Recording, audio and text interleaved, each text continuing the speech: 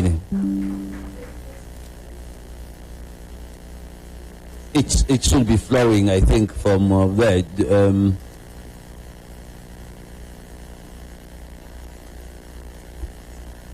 We will do that. We will do that. Yes.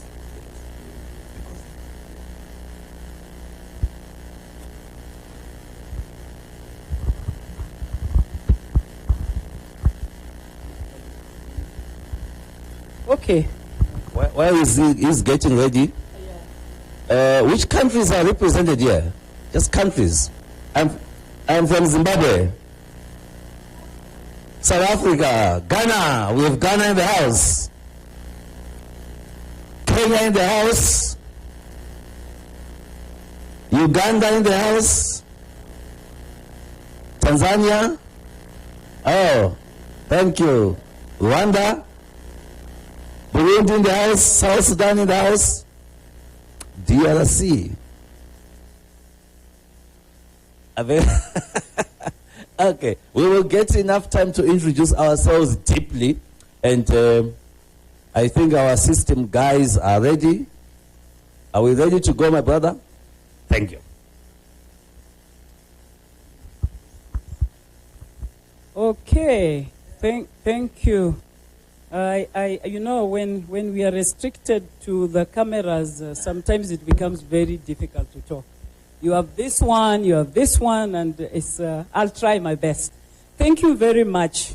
I must begin by saying that when I was asked to give a keynote, or to give a talk, or to just roll people out into this discussion, I wasn't given a topic. So I just thought that the best topic that I thought would talk to this, having read the concept note, which was also sent to all of you, was leveraging Afrobarometer data for governance, human rights, and democratic practice in Africa. So that's the theme that we just want to go through. And again, I'm very lucky to be talking to people who understand these three areas very, very well. So as much as the facilitator says that he will be a student, we want to all be students plus myself, so that in the course of the week, we can reflect back on some of the key pillars or the aspects that we shall have highlighted and see how they talk to our cases wherever we work or whatever we do. So thank you very much. I will just give a brief overview, and then I will talk a little bit about the intersectionality of these three key words, which are governance, human rights, and democracy or democratic practice per se. And then, of course, I will get into what we love to hear most, because we are Afrobarometer, relevance of Afrobarometer data in those three areas, and then I'll get into leveraging Afrobarometer data for Africa's development, and then I conclude. Hopefully I shall have triggered interest for people to feel that we can sit in Kenya here in this room until almost end of week. Just a bit of, usually when this kind of data is generated, this data is often generated when there is a team like this.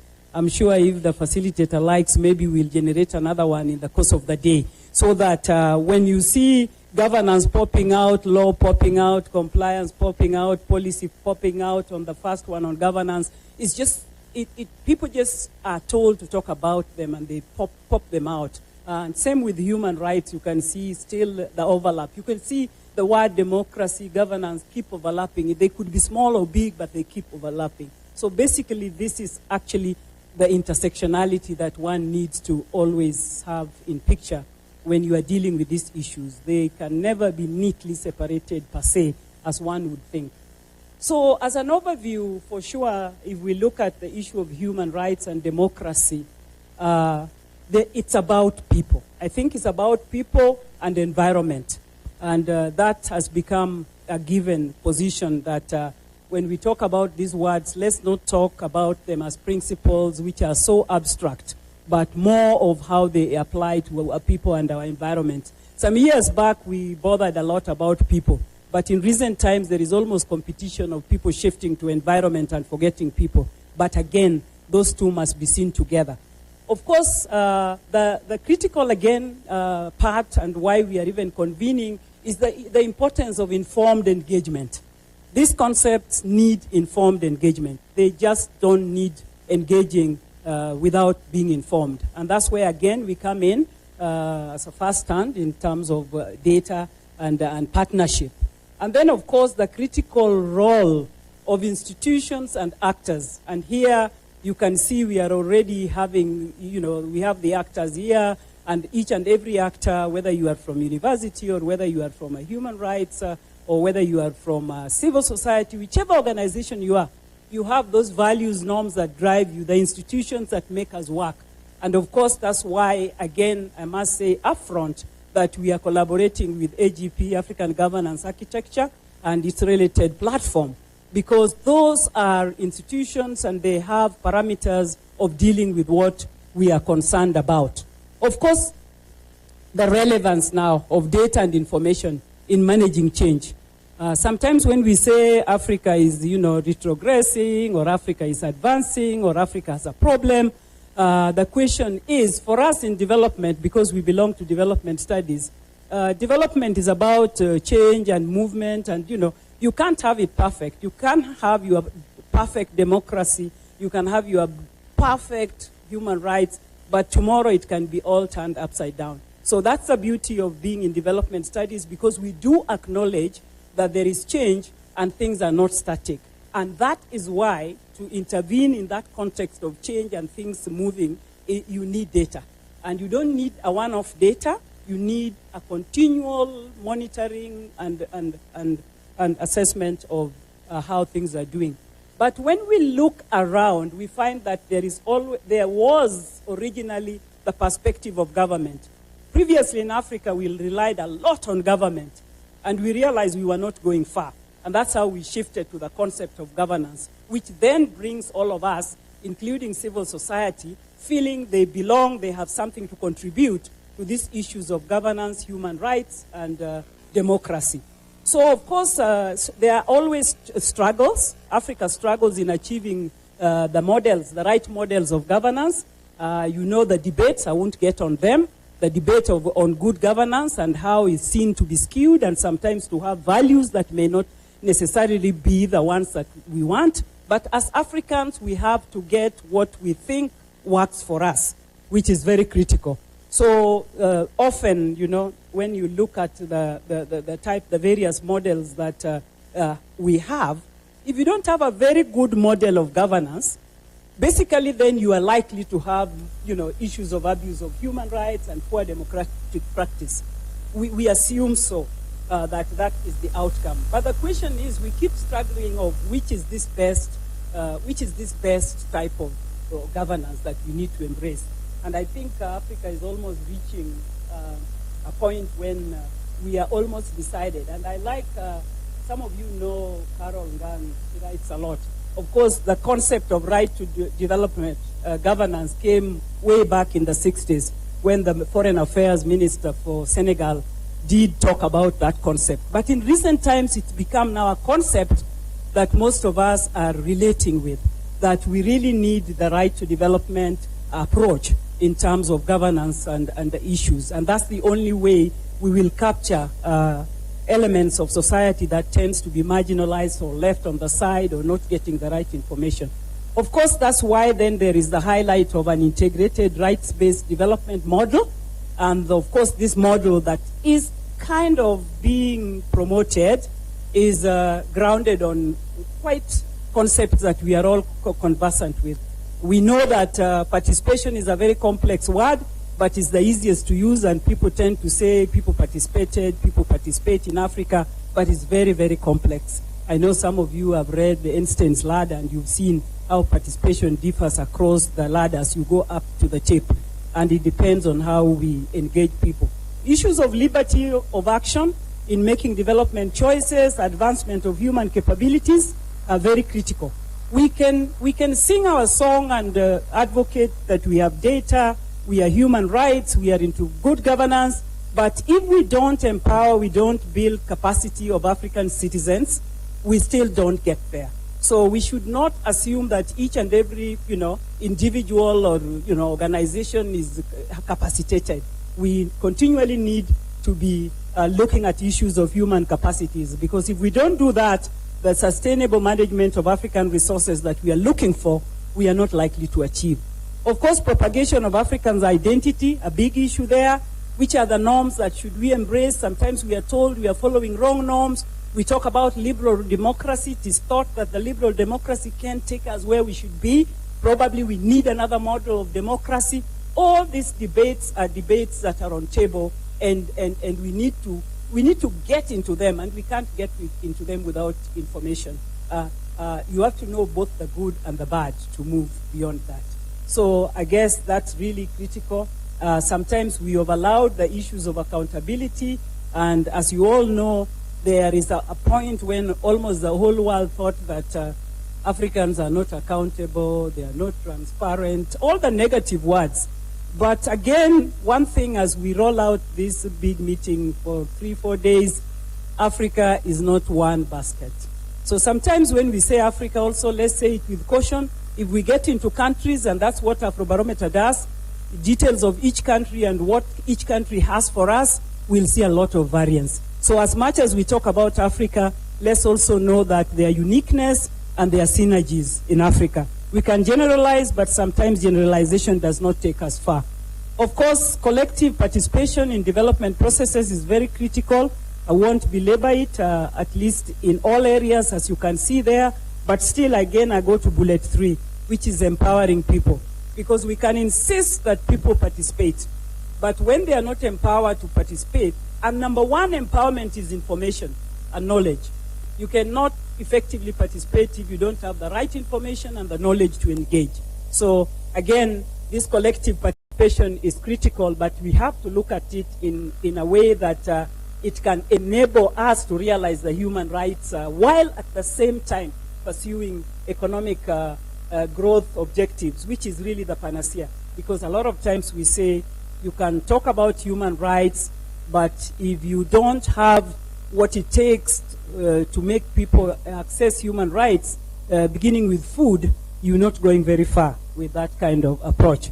So there again, the relevance of data comes. So just a bit on intersectionality of this governance human rights, which I say is a clarion call. This has really been a clarion call, and the clarion call normally requires synergy and combined efforts, joint action, which is actually what we are having today as we begin today. This is an attempt to have some joint action in terms of addressing this governance, human rights, and development. Of course, the shared principles, which I've already mentioned a bit, and as all, so many authors have mentioned them. I just took the UN one because it's good to take the earlier, where people have varied them up and down. But the concept of course, these concepts have become very universal.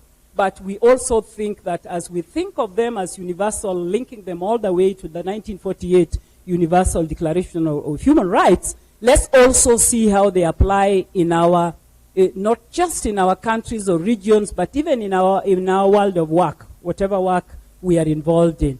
So, of course, issues of meeting needs of citizens still remain at the center of development in Africa.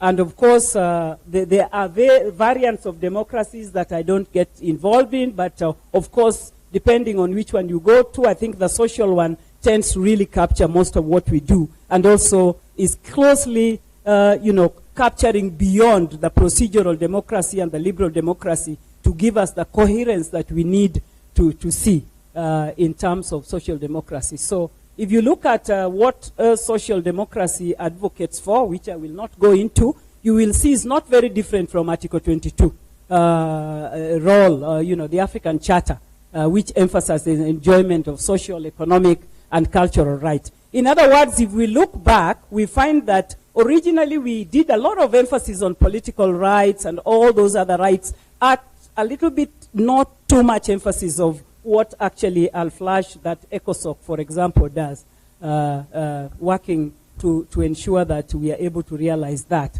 And of course, this point of progressive realization is also a very critical point, the progressive realization. And in Africa, it tends to be lagging behind. But I think the critical thing in Africa is that African governments are very brave Because African governments tend to commit to these things even in their constitutions and legislations, and they say they'll do it. If you go to the United States, they tend to be very reluctant to, like that, for example, housing right. I don't think US has ever ratified housing right because they know people will come and demand. If you put it there, people will demand it. Here, you put it, nobody demands it, and you just, it's taken for granted. So I think those are also things that when we work into, governance, democracy, and human rights, we should also see how does it work for us. Is it right for us to go and commit to a particular right, and we know pretty well that we can't achieve it? Or is it that you commit, and then because of the concept of progressive realization, you still have it on your plate? I think these are questions that people who work on these areas, like all of us, should get involved with. Of course, I say the gap between declared commitment to human rights and compliance is the problem. I think that's where we engage as civil society, as data generators, as scholars. We are asking how do we deal with this gap? And of course, it is that gap that has even triggered the many, many networks we have, including the AGP and the African platform, governance platform that engages. It's all about trying to deal with the deficit, having agencies that are dedicatedly assigned to do something. Even the East African Civil Society Organization, my brother sitting there, we were talking with him earlier. These are the things you are trying to do. How do you support states or regions or the African governance architecture to perform or to close up the gap or the deficit that we see?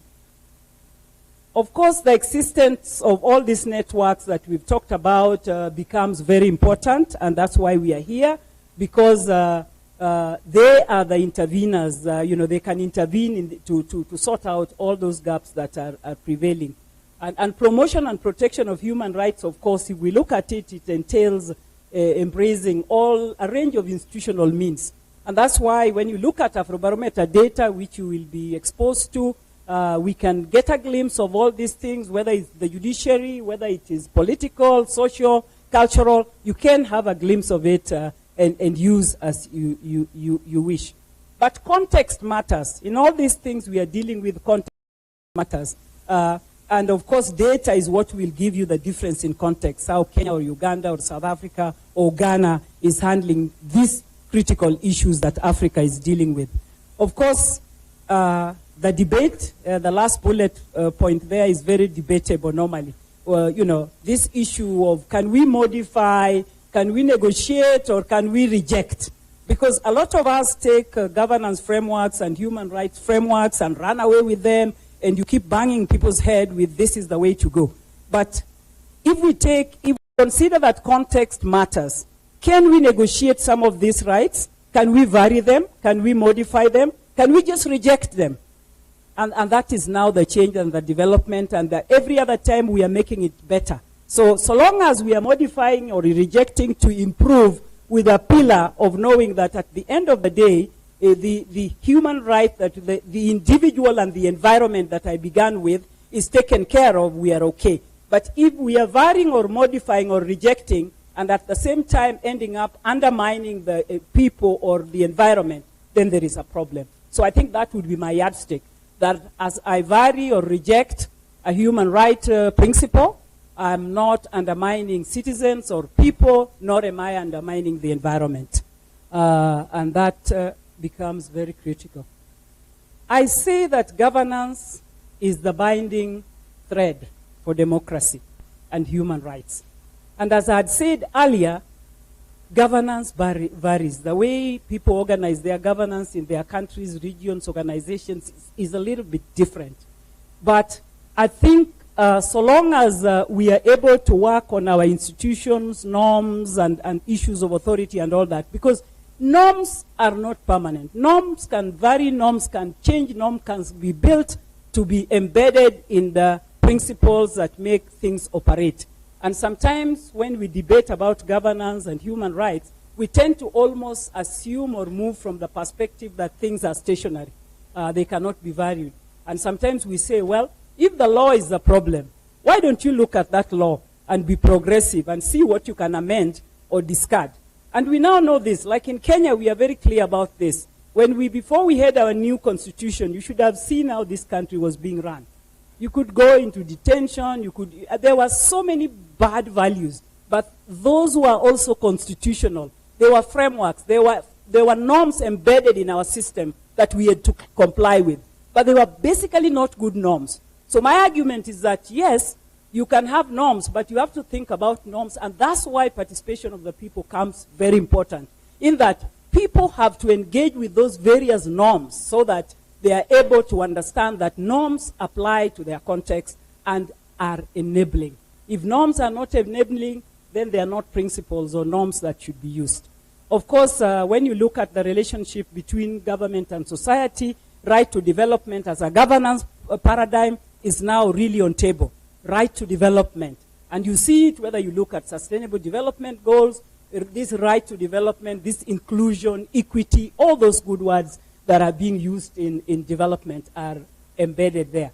Of course, when you look at Agenda 2063, its emphasis on Pan-Africanism and Africa's renaissance, we wonder, because I don't think Agenda 2063, and I have the experts here, so later you will tell us, I don't think Agenda 2063 went into digging into what type of governance Africa will embrace. It just put these big words called Pan-Africanism and renaissance.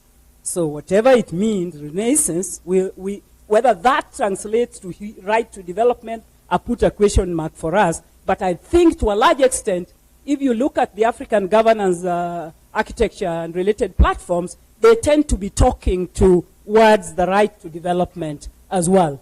And we will hear that. So what's the relevance of Afrobarometer data after all those many words about governance, human rights, and democracy?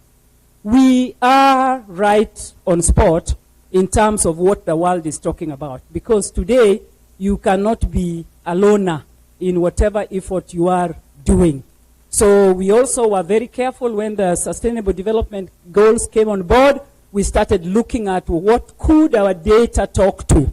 And as you can see, our data talks to quite a number of goals. There are about 12 that our data talks to. So you can basically get into our database as Afrobarometer and get a glimpse of all this. I think climate change is one we've run for about, Abel, is it now 2? Is it, we've had it for about 3 panel data or 2? Is it Sibusi, so where are you? It's not there. I think it's been 2. We've run climate change for 2 panel data, 4 years, the last 4 years, yeah. How many? Josephine? What did you say? Around 9. So there are 3, yeah. I think that's very good. So I'm just trying to highlight that as much as you see them, you might go there and think you are going to get for 20 years. But in some things, like the climate change is not a very old thing, debate, even in African discourse. So we live with the times, like I said in the introduction, when there is change, we embrace change. So when climate, issue became very central, we put it as a model, and that model has now run for three rounds, as Josephine down there is saying, and that's about 6 years. So you could go and get panel data on climate for the last 6-7 years and see the dynamics. That's a very powerful tool in terms of engaging with governance, human rights, and democracy. So we work on this, and in recent times we have a scorecard. I'm sure you will be exposed later in the course of the week to our SDG scorecard, very critical one, and we value it, we love it. We have seen our scorecard for East Africa, and it's not something we'll share now, but I'm sure in the course of the week you can get more of that. So these are the topics, and these are like when they are pooled, when they are general. And you can also go to the website and get to interact with them. In the website, you will see a brief on each of them. But you can, the point why I picked this to list them is just for you to see the rich data that is lying somewhere in Afrobarometer database, you know. You can literally look at issues of democracy, identity, institutions, and of course, safety and security. And I always like the model of safety and security, because sometimes in Africa, when you hear you are going to Sometimes years back, we used to be scared when we are going to South Africa. And I think I went for a very big meeting sometimes back. It was a global convention in Durban. And people were almost being told not to leave their rooms. And I told the Africans who are there, just leave your room. And if you want to go to the city center, come with me. It is not that unsafe. You know, there is this threat of things are unsafe. And what I tell guests, and I can repeat it to you as well in Nairobi, be careful like any other big city. Like New York, London, England. Be careful. So don't go in dark alleys. Just be careful. But there is nothing like Africa is so dangerous, so unsafe, you can't move. But of course, the Afrobarometer data goes so deep. It asks whether your neighborhood, you feel safe, do you feel safe or not. It's very rich data. So feel free to, at your own pace, to look at what it's saying. I also decided to just give a bit of glimpse of our data, recent data. The other data you will be familiarized with later. For example, you know, going without food is a serious thing. And as you know, is it how many billions that they were saying, the World Food Organization, is 1-point-something billion that are food hungry now. We've never seen something like this in many, many years. So the right that we are going to talk about now is the right to food. People are just not eating. In Kenya, if you watch your TV, you will be seeing our northern part, which is Asol, semi-arid area, is bad. It's bad. Children have stopped going to school because of hunger. And this is not just Kenya. This is all over. But you see, our data can talk to that. Afrobarometer can talk to that. And this is our recent data. So like our Red Cross and whatever, they can get data and see what was it looking like when Afrobarometer data was collected. And you can see the top. The topmost are now the really, really stressed. The ones that have many times and always. If you just see that, for example, in Kenya, 14%, many times or always, they indicated when we last collected information that they were not eating. And of course, Uganda was 15%, and Tanzania was 7%. So you can say that in terms of doing well, Tanzania has less of those who are quite desperate. And you can see the rest. It's just a glimpse of it. I'm not going to belabor that. It is important for people to discuss politics, because at the end of the day, it's politics that's the allocation and management of resources. So we also ask in Afrobarometer data whether people are engaging in politics. And we use different variables. We use like, when we look at whether this is discussing politics, we want to check whether they ever discuss politics at all. You can see it's not a very good record. It's not a very good record. Even if you look at the ones who does it frequently, for example, look at that. Very few does it frequently. Majority is very critical in participation. If you expect people to participate and they don't have the capacity to participate, you're not going to get that participation that you need. Look at the participation here. At least they are participating. They are participating. They attend community meetings. They join others to raise issues. And of course, to some extent, they attend demonstrations. These are data that you can get not just for the 3 East African countries. These were the ones which were ready. This is the most recent data. But later on, you will be exposed to Afrobarometer data, and you can get a panel data and compare Kenya and Uganda and the Eastern and Western and Southern Africa, which is a very good thing. So in terms of relevance of Afrobarometer data, I think really it is critical, and we have seen it, and you will be exposed later on the power of this data, because citizens are our focus. Citizens are the focus of Afrobarometer data, and we do say that tracking their views, tracking citizen views over time has potential of improving governance, human rights, and democracy, because it is able to do monitoring and evaluating. It can tell you that your policies are not working because this is the outcome. You need to do something about it. And of course, the most critical one to all of us as citizens, improving services and addressing citizens' concerns and demands. Because in the Afrobarometer data, you will see what citizens are saying about water, about health, about education, and all that. And given the respective country you are in, you can always get to do that. So, leveraging Afrobarometer data by actors. I think the point in the entire PowerPoint is that unused data is useless. So, let us make data useful. I think development of instrument before we roll out around, it takes a lot of efforts and a lot of work.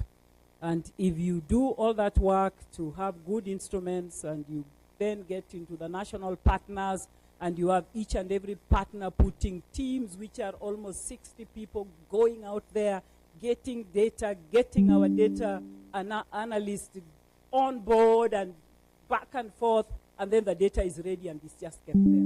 No, this is our concern, and this is why we are here saying this data should not be useless. It must be made useful. So us as data generators, as Afrobarometer, or as universities, since I'm located in university, we really, really have to collaborate. The word is collaborate with development actors and lobbyists so that to make that data that we generate useful. And this is really Afrobarometer task. We know our big task is to generate data, but we've come over the years to realize that we can generate that data. And if that data is not used, then our job is in a bottomless pit. So we continue to do that, and these convenings that have happened in West Africa, South Africa, and now in Eastern Africa are meant for this, and we hope we'll turn things around by these forums. Of course, it is important when we collaborate with African agencies, such as the AG, African Architecture, Governance Architecture, and the related African Governance Platform, that is the operational wing, and regional civil society organizations. So this program is really looking at how do we efficiently work with that platform and CSOs to make Afrobarometer data useful. The actors, of course, directly work in the areas of governance and human rights, which is very good for us. And of course, we believe and we are confident that you can exploit AB data, and we do not think at the moment our data is being fully exploited. And we hope that at the end of these processes that began in West Africa, went to South Africa, and now in Kenya, we will at least have an increment of exploiting and using the data. Of course, there is need for actors to be part of data generation for effective use.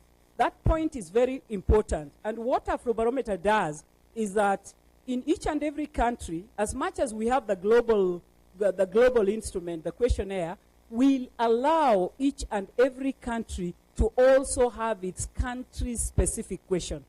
And that is a very powerful tool of enabling those that work with Afrobarometer to collaborate with civil society, with government, with agencies at the local level, so that the issues that they see are of concern and they want information, knowledge generated, can go into that instrument, so that at the end of the day when we produce data, data talks to each and every person who needed that data.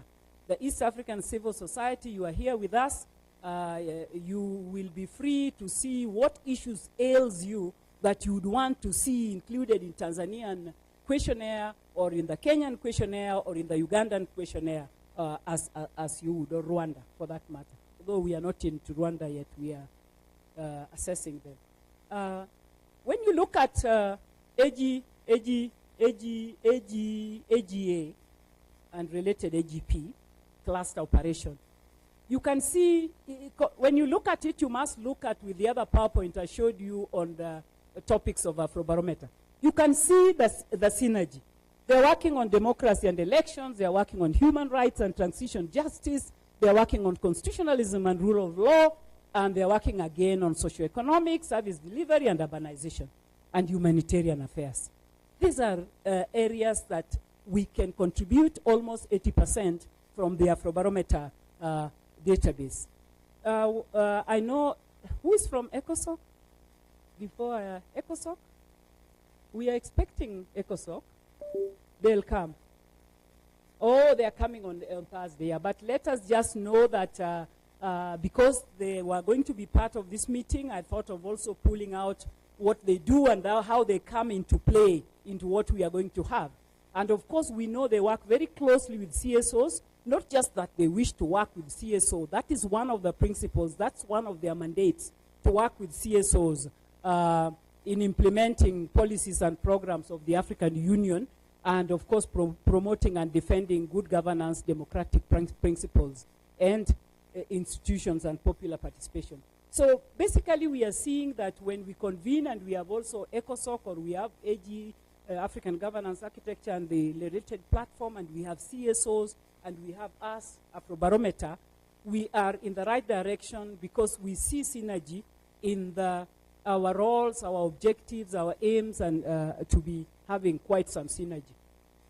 Of course, civil society organizations work in arid, quite varied areas, but mainly you can summarize them into issues of protecting and defending rights of disadvantaged communities, delivering public services, especially where there is deficiency. We know government should deliver, but when government doesn't deliver, sometimes CSOs come to fill that gap, which is a great work. Promoting good governance and democratic practice, and also challenging. The most difficult one, because some governments don't want to be challenged. But the civil society have been able to challenge government policies and programs. For the ones that we are convening here, who are part of us here, I know we have people drawn from human rights, child rights, Human Rights Watch, I know is here. Human Rights Watch? Not yet? Okay. Then youth. Any CSO here on youth? Good, thank you. Good, at least I have one there. Yeah, those are working a lot with the youth, and the youth now is a landmine because things are just not working with the youth. So we really need people to work with the youth, and also people who work with youth. We have data, and our data may not suit you, but I'm sure where you sit, you know where you need data. So again, you feel free to, as we now work together, to point where you need, what type of data you need, especially after looking at the data that we have, which is an open source, and that can also be filled. And of course, the East African Civil Society Organization, that is umbrellaing so many other, representing so many other civil society organizations, and they are here with us. I had a tete-a-tete with one of them. Accessing and using Afrobarometer data, which will be a topic later, but you realize that in a keynote you cover literally everything, giving people a glimpse of it. It's an open source, which is good. Not many, even sources that used to be open sometimes back are now closed. You get a good thing you want to access in the internet, you are being asked for 14 pounds or some dollars to download or to open. But we remain open. Afrobarometer is still open, data source, and of course, support can be available because, again, I've emphasized empowerment and building capacity of people. We do not assume that each and every person is excellent at negotiating around data. So we do give that support, and because we are lucky to be in the entire African region, if you are within the Eastern African region, you contact us as IDS, and we will either give you that data processed in terms of the variables you require, or work with you to access the data. And the same will be done in Southern Africa and in Western Africa. Of course, the capacity building also is done. Capacity building for data analysis. Afrobarometer runs summer schools for French and for English, and they are very, very useful. We've seen products of that program to be really, really, really good. And we encourage that when there are opportunities, you tap in. I think the current opportunity is already closed up, the summer school forthcoming in Cape Town, but there will always be opportunities, especially for civil society that we know are doing a great job. Of course, encouraging and facilitating policymakers, practitioners, and scholars to access and use Afrobarometer data to inform decisions, practices, advocacy, and knowledge generation. This last one has been a tall order because it's something that we've done from when we began. We are not yet there, we don't think governments are using this information enough. We don't think African scholars are using this information enough. They're using, but we don't think it's enough when we look at when we assess how usage is going on. So we still call for, we encourage, we need to work together as collaborators and partners so that this can be done seamlessly. In conclusion, I would say that there is progress in governance and human rights and democracy. And, it depends where you stand. There are people who are always bemoaning Africa and saying how Africa has failed and Africa continues to fail. But I think I'm too old, that's why I can say that there is progress. Young people might not even see that. Sibusiso, you may not see that. But I'm old and I know where we are coming from, and I therefore think we are making progress. And if we are not making progress, this team here must question itself. Afrobarometer has worked for 20 years. Civil society organizations sitting here have lived on, working on the same things. Why would progress not be made? Progress is being made, but is minimal, and we need to just enhance it. Of course, advancing governance and human rights has happened. And I want again to emphasize that it's a continual approach. It's continual. You can't achieve it. Sometimes you achieve it, you reach 90, and all of a sudden you've gone to 50, and you have to work up again. So there is progress, but of course progress can always have up and down. Of course, Afrobarometer in particular has made remarkable progress in availing data through African voices, but usage requires scaling up. And again, when we look at the program right now that we are convening for, we are aiming at strengthening the use of Afrobarometer data in Africa's affairs, in particular governance, human rights, and development. And of course, we also think that this forum is going to expose some of us who may not be very conversant with African governance architecture and the related platform, and the CSOs and Afrobarometer. Of course, at the end of the day, promoting data-based democracy is really a critical thing that we expect at the end of the week to achieve. And last but not least, we also want, through these platforms within the Eastern African region, Western Africa, and Southern, to create engagement platforms for collaboration between CSOs and the African governance architecture in support of the agenda of the African governance platform. So I think I'll stop there. Thank you.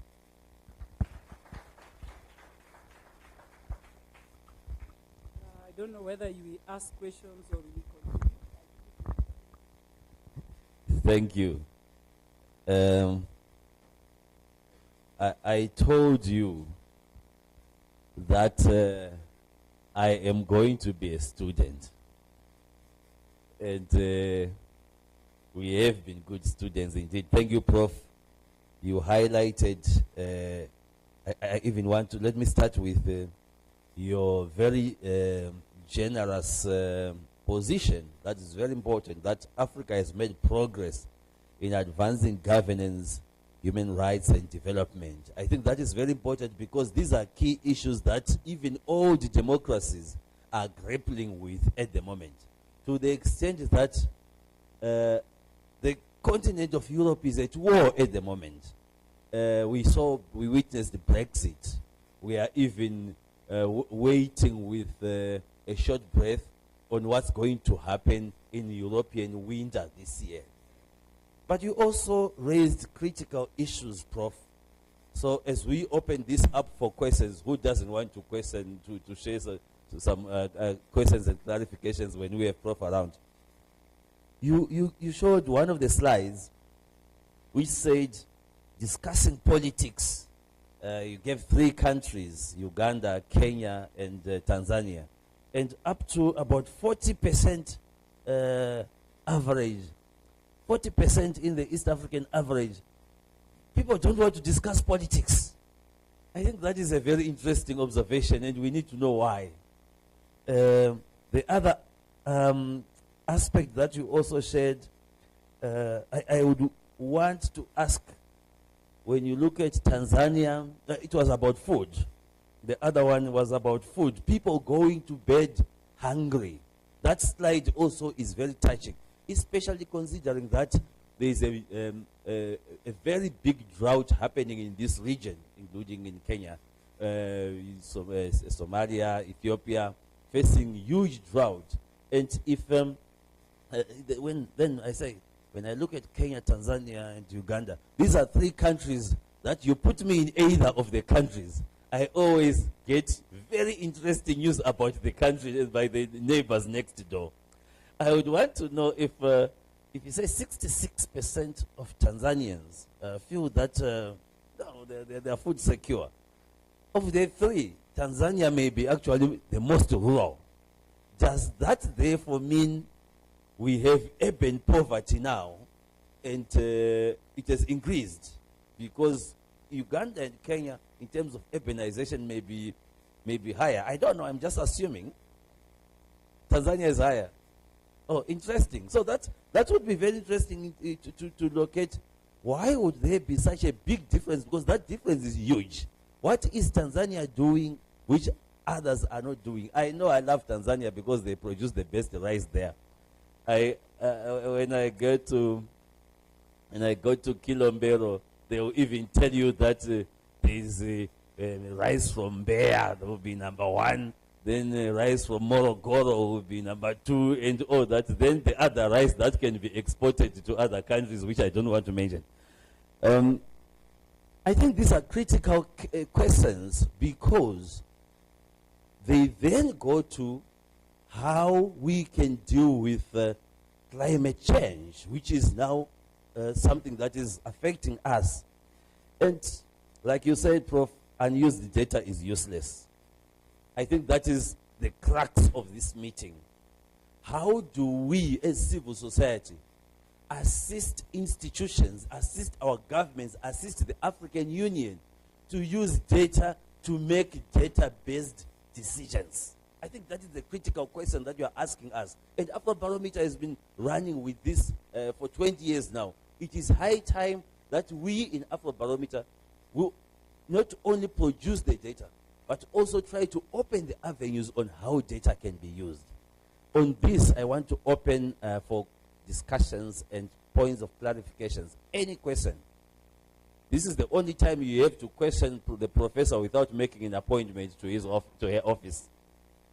So feel free to ask any question. There are mics at each table. And yes, I've got a question from my friend. Yes, let's go with it, Paul. You can start. Thank you very much, Webster.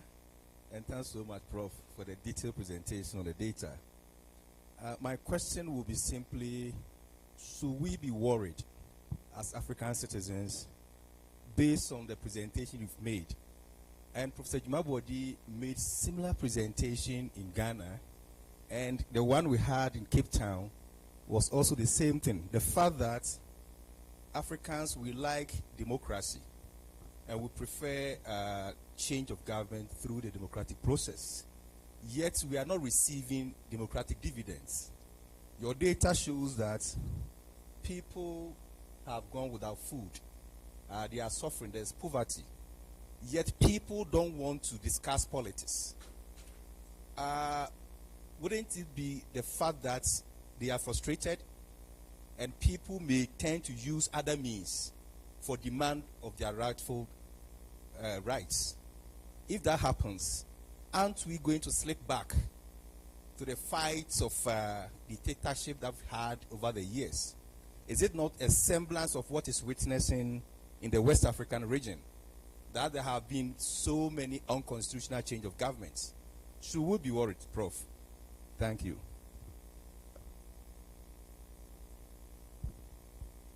Yes, you've got a mic there. If you don't have, I can walk with this one. No, thank you very much. I also, in the same vein, would like to really appreciate the presentation. And I really humbled. My name is African. African peer review mechanism. So in the presentation, I've heard that you have stated that the Agenda 2063 emphasis is on Pan-Africanism and African Renaissance. But if you look at the agenda itself, Agenda 2063, it has 7 aspirations. So Pan-Africanism and African Renaissance is, I think it falls on aspiration 2 of the agenda. So if you look at aspiration 3 of Agenda 2063, it talks of an Africa of good governance, democracy, respect for human rights, justice. Can you speak closer to the mic? And the rule of law. And if you look at aspiration 4, it talks about a peaceful and secure Africa. So there is emphasis. On principles of good governance, on democracy and respect for human rights, justice and the rule of law. And there are institutions that have been established within the AU to realize both aspirations. So, for example, the Africa Peer Review Mechanism has been established even before Agenda 2063 to promote good governance and democracy on the continent. The AGA platform members, with the establishment of the proclamation of Agenda 2063, the AGA platform was established, the Africa governance architecture was established, and the institutions that are supposed to promote these shared values have been strengthened and restructured, and they have been instructed to work together towards a common goal. Even the PSC itself, which works on aspiration number 4 of Agenda 2063, is also in the process of restructuring, and so that is clearly focused to ensure that we have a peaceful and secure Africa. So I just wanted to highlight that to strengthen the presentation, to say that the agenda itself is much focused to the shared values, which brings me to the other issue that was raised, the issue of the shared values. Which shared values? The shared values, I think there was a summit. There was a summit, I think, in 2009 on the theme shared values. So those shared values have been identified and they've been adopted by the AU policy organs. 2009 or 2010, I'll try to have a clear recollection.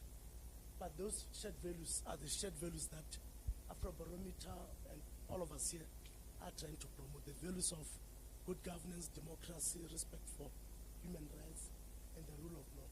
And those shared values are values that are entrenched in the Constitutive Act of the African Union. If you look at the objectives of the AU, and if you also look at the principles of the Union, those values are well articulated there, and the Constitutive Act as a guiding instrument of the Union is an instrument that has been adopted by member states and that has been ratified by all the 55 member states of the AU.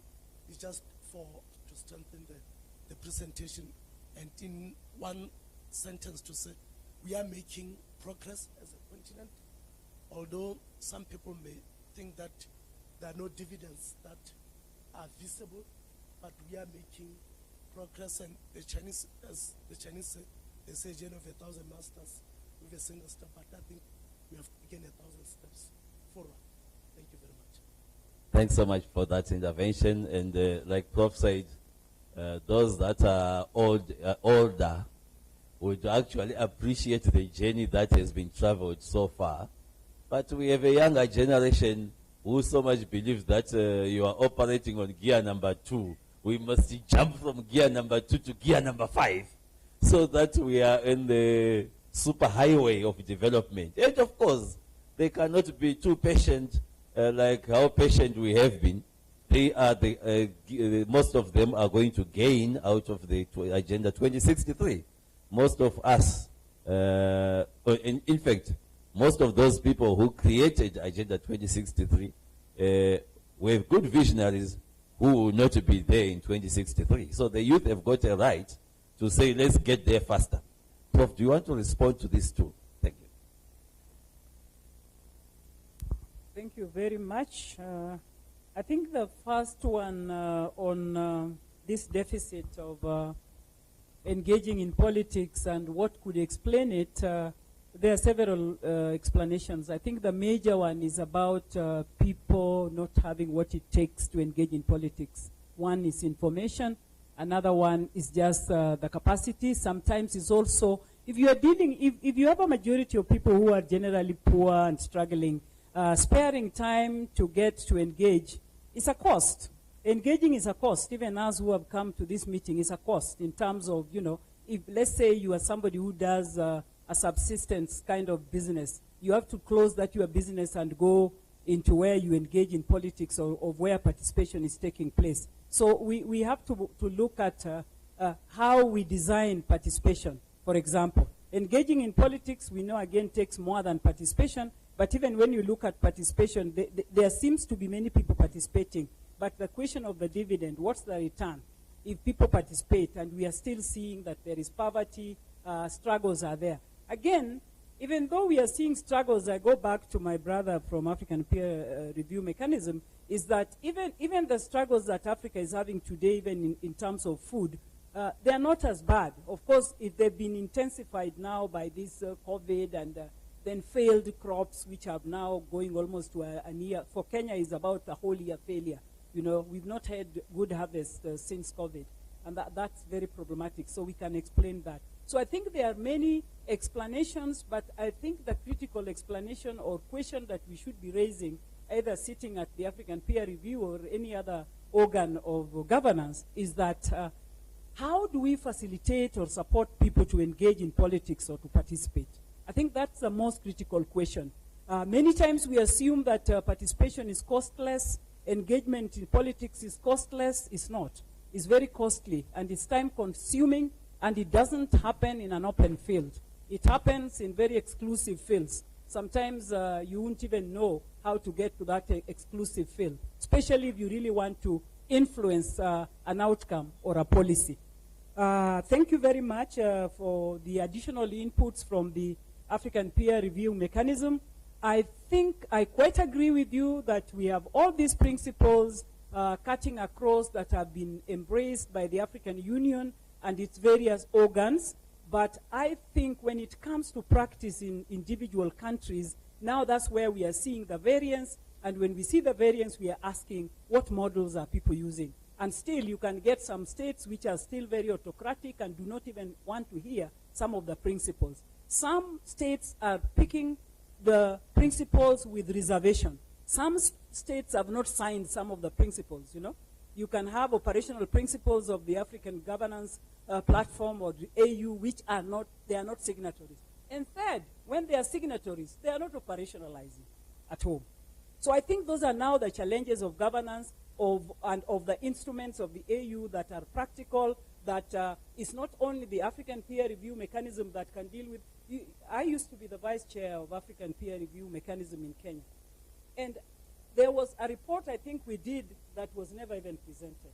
And I felt so depressed after. It took almost, by the time we had left, it had not been presented.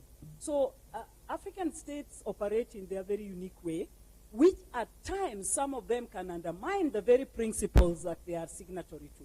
So, and that's why I get back to saying that for us in development studies, we are happy because we know that's how development works.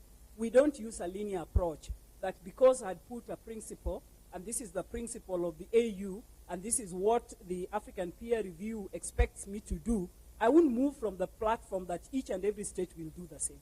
I'll move from the platform that states will have different challenges in engaging with that. And that's why we have the CSOs, that's why we have the state, we have the scholars, we have the various African platform architecture to try to support states and to monitor so that they are able to encourage and to facilitate states where they have a gap in terms of engaging. So it's actually a discussion that never has a conclusion. It all depends on which country you are analyzing. I think I'll stop there, and if there is any other. Yes. Yes, I've got one here. I want to. Who else? I know it is your democratic right not to ask questions, but women are also allowed to ask questions. I know I'm saying it's a democratic right.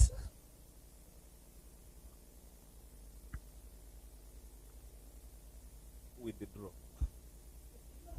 I withdraw.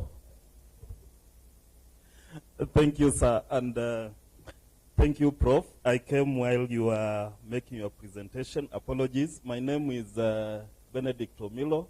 I come from the Eastern Africa Child Rights Network, and we are very keen on these data issues and Afrobarometer because our work is around reporting to the treaty bodies, reporting state reports and alternative reports to treaty bodies by the CSOs. So this is very, very important from our child rights perspective. Prof, I like the presentation, and actually you took me back to the to your lessons way back. I was keen on two issues. One is the aspect of access to information. That has been a bit challenging in a number of African countries, especially when you are collecting information. How then does it affect the Afrobarometer and your work? And how is it going again to affect our general work? In some African countries, even accessing that data is a big, big problem. Then when civil society organizations go ahead to collect the information, that data is contested, highly contested by the government. So how do we navigate this? Another issue is, and also on that note, is that some countries have even come up with the Access to Information Act or laws that prohibit, that are a bit, I can say draconian or so to speak. So how do we also go on advocating or starting lobbying for some of these acts or laws to enable this work continue? Another issue is on the slide you put there about food, and someone was talking about food security. I liked the way it was presented, and Tanzania performing good. Might it be related also to the political narrative of ujamaa, unduga, and the like? Because in Kenya, some people may not even bother whether the brother has spent the whole day without food or not. In Uganda, while I was there, the food availability also. In Uganda, I was there some time back, and you go to buy, I went to go and to buy some bananas. I only needed one finger because of my pocket. But the guy gave me a whole 5, availability. I don't know because I was a student or not. Then that also brings me to my last question. What is construed as food in this context? When I say I've slept hungry, or I've gone without food, but I've taken some tea.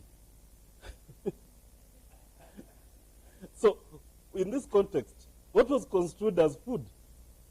And last but not least, on political discussion and conversations, yes, what do they discuss? Did you go ahead to find out? We might be talking about politics, yes, in Uganda. But what do we discuss? Are we praising the regime, or are we criticizing the regime? Thank you. Interesting. 4 questions in one. Any other? 3, 2, 1, gone. Prof, it's all yours. Thank you very much. More of additional information. Access, aspect of access to information, and how does it affect AB?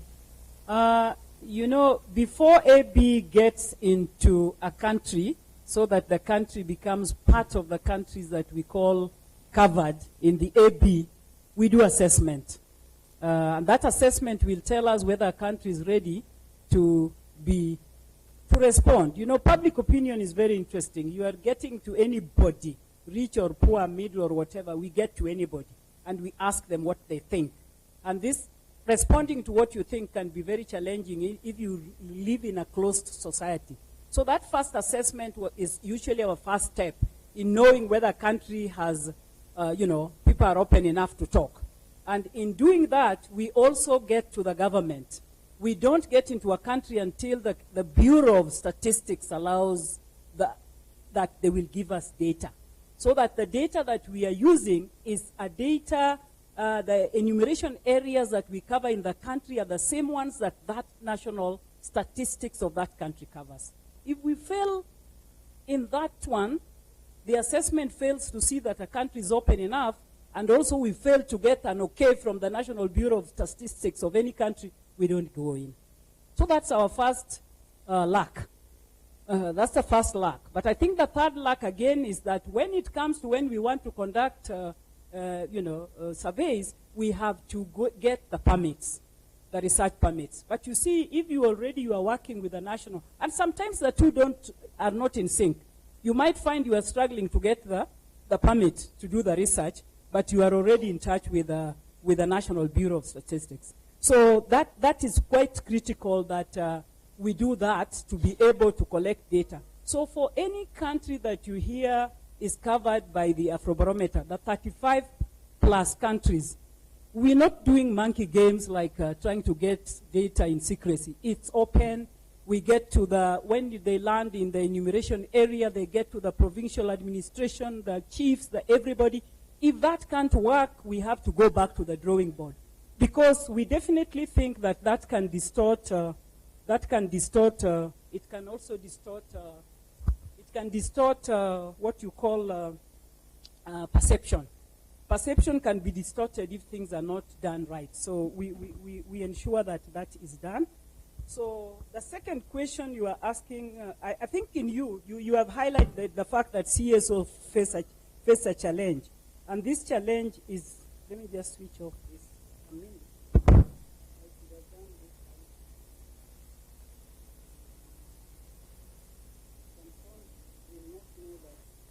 When you try to ring and people disconnect, you don't ring again.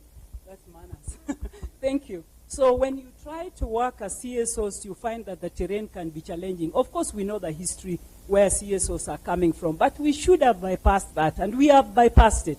We've reached a stage where we know that CSOs are arms of development, and very active arms of development. And you are appreciated in all these, international agencies, UN, African, even the platforms. They appreciate. So I think there are countries that are a bit challenging in terms of them being difficult in terms of accessing information, but this is an ongoing work in terms of access to information.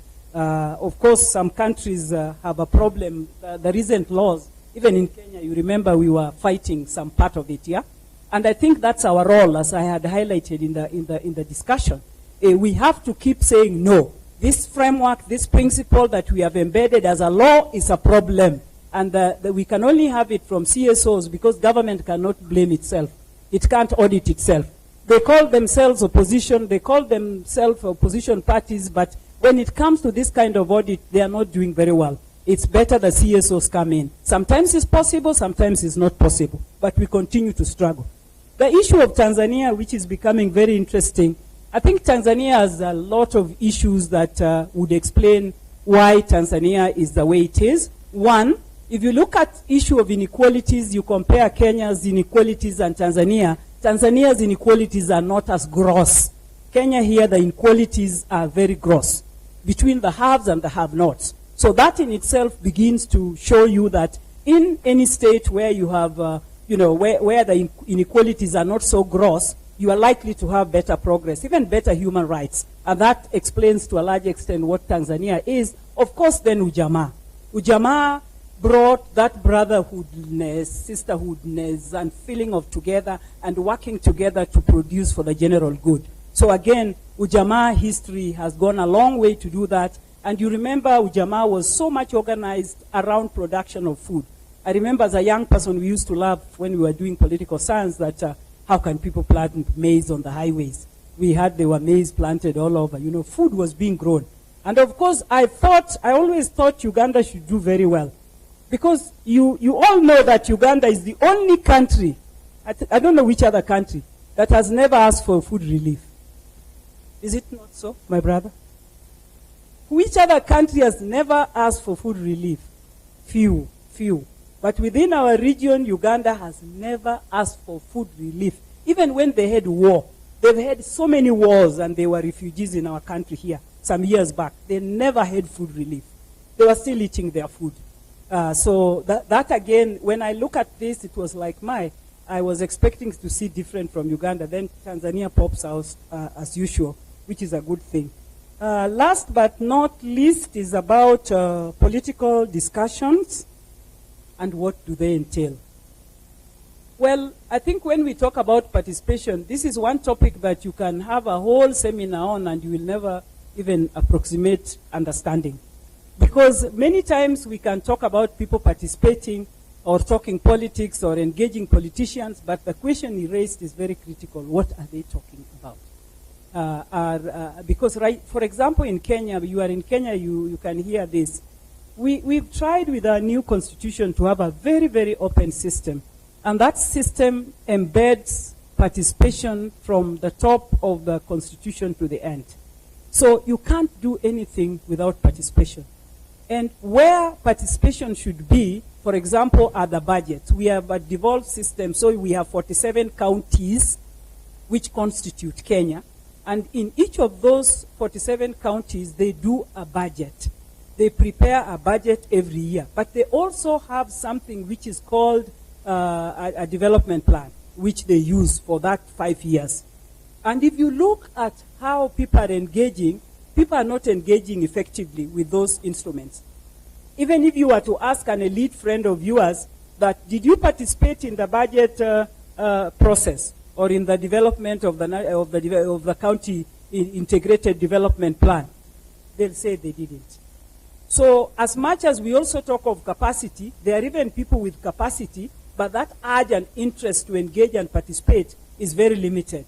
So, but if you do get to the table to participate in politics or in participation, the question again which has undermined Africa is, are the leaders who are listening able to listen to what you've said and to implement that which you said? Civil society will say they should implement what they are saying. You will say that, my brother. But this thing still goes under political process, which we also have to appreciate. After that talk, it now goes into a political process of resource allocation and balancing. And that's where now you need strong leaders who understand and who are able to negotiate to get the cake and the part of the cake for you. And those are not very easy issues. Thank you.